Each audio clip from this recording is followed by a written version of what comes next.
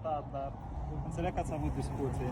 Sigur. Fostele guvernări care ați încercat să faceți problemele cu care vă confruntați. Noi înțelegem chestia asta.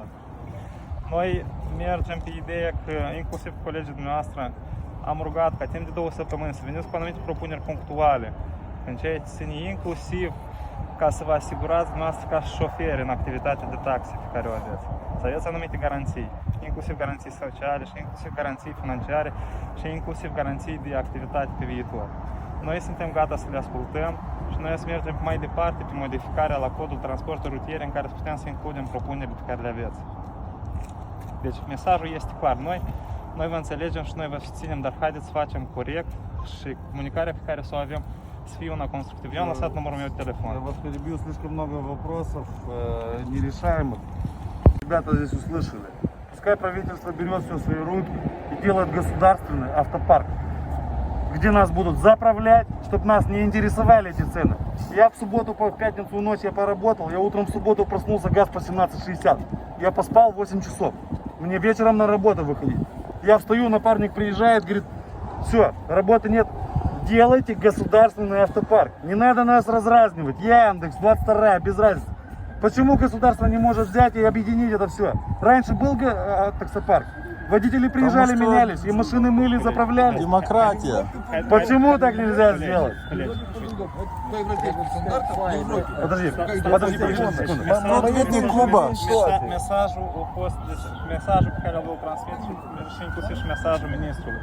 Veniți cu propuneri constructive ca să putem să eventual să dezvoltăm ramura și să vă asigurați și noastră că soluția nu e în faptul ca să fie creat de stat sau așa. Soluția nu e asta. Soluția este ca dumneavoastră ne prezentați anumite probleme, noi le analizăm să vedem cu ce garanții și cu ce chestii la nivel legislativ putem să venim. За столько времени вы не видели никаких проблем?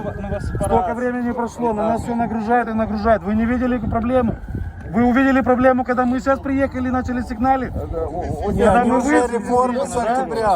Dar nimeni din partea dumneavoastră nu Вам m-a sunat. никаких проблем, я понимаю, что вы... Fiindcă dacă mă sunați, nu era o problemă, eu vă invit și discutăm de fiecare dată. Ați văzut, am participat inclusiv și ministrul. Noi avem cheltuieli lună de lună, mai ales băieți care lucrează cu mașinile lor personale, avem cheltuieli foarte mari avem. Zi de zi. Întreținerea mașinii, mașina trebuie să spele zi de zi, da? Care mai lucrează cu confort, ne luați, faceți comand de confort și vine o mașină plină de glot. Nu e normal. Așa. Eu luna trecută, am vrut în mașină 15.000 de lei. Dumneavoastră înțelegeți că la noi la Moldova ca să faci 15.000 de lei, asta nu se nu se fac într-o zi, 2, 3 sau mai mult. Înțelegeți? Companiile astea, banii care le plătim noi la companii, da? Noi le plătim 3.000 de lei pe lună, ei din 3.000 de lei ăștia pun bani la buzunar, plus la asta procent, și plus, și noi cu automobilele noastre personale trebuie cineva să-i... Ne-au fost transmise de persoanele pe care le-ați delegat. Noi am înțeles problemele pe care le-ați. Noi vă rugăm frumos, referitor la noi suntem transportul public cu pasageri. Dacă ne punem pe bandă transportului public, noi ne amendează. Dar omul se urcă mașină, omul trebuie să ajungă. Nouă tot ne trebuie să facem mai mulți comenzi. Макар так не маjorează prețul la gaz, măcar prețurile Яндекс. Государственная компания подняла цены. Лукойл держит цены. Это что, поддержка нам идет? Спасибо Лукойлу. Спасибо Лукойлу. Prețul la gaz metan, el este В субботу, да? Когда никто не работает, они поднимают цены. Prețul este liberalizat. Noi, inclusiv și dumneavoastră, pentru serviciile, pentru tariful pe care îl aplicați, tot el este liberalizat.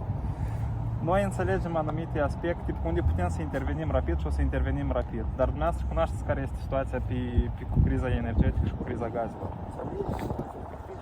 Noi, haideți, încă o dată, haideți să mergem constructiv pe problemele pe care le aveți și noi ca și reprezentanți ai guvernului să vedem ce intervenim și ce facem din considerentele astea. Noi am stabilit că în 2 săptămâni o să veniți cu propuneri punctuale și ne întâlnim încă o dată la discuție și vedem că și noi propunerile care pot fi incluse la nivel legislativ, noi le includem.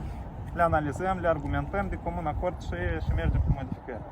Noi dumneavoastră v-am înțeles, dar noi avem nevoie de oarecare momente concrete, adică noi nu stăm venim aici să înghețăm. Noi astăzi ne-am strâns, ca de exemplu, 10 șoferi, data viitoare să ne strângem mai mult. că dăm neața înțelegeți că e corect, ajunge cu totul la oz, damă. Înțelegeți, avem nevoie de un rezultat oarecare. Și noi mergem mai departe. 2 недели нам что делать? Как нам детей кормить семьи? Да. Как нам оплачивать свет, газ, платеж? Должны такой вопрос задать. Сейчас нам что делать? Наши машины стоят на базах. Никто не Băieți, хочет întrebările astea trebuie de dus la companii și de le spus și lor. Lasă și ei vă gândeați, mai scade din plan, din efir. Ei не могут. Им надо... И выгоднее, чтобы машина стояла, нежели они опустят хат. Da, bine. Eu vă mulțumesc și Спасибо и вам, что вы вышли. vă mulțumesc pentru faptul că ați mers și ați discutat și încă o dată. Noi suntem gata să discutăm de fiecare dată. I-am lăsat și numărul meu de telefon, mă sunați, discutăm. Vedem ce domenii putem să intervenim rapid. Și analizați, vă rog, constructiv toată chestia asta și analizați că suntem într-adevăr într-o criză. Criză pe domeniul energetic. Țineți cont de chestia asta, pentru că noi nu suntem orientați împotriva voastră. Noi vrem să vă ajutăm, dar ajutați-ne și voi cu anumite propuneri constructive. Să luăm așa, noi avem ambiții prea europene și cam nu trebuie. Unii trebuie să discutăm cu cine trebuie să discutăm, apoi trebuie să discutăm și să facem o discuție constructivă. Dar o leacă nu s-a dus cine și-a negociat cine ar fi trebuit să negocieze acolo. Gazpromul cu... Nu, haideți că deja intrăm pe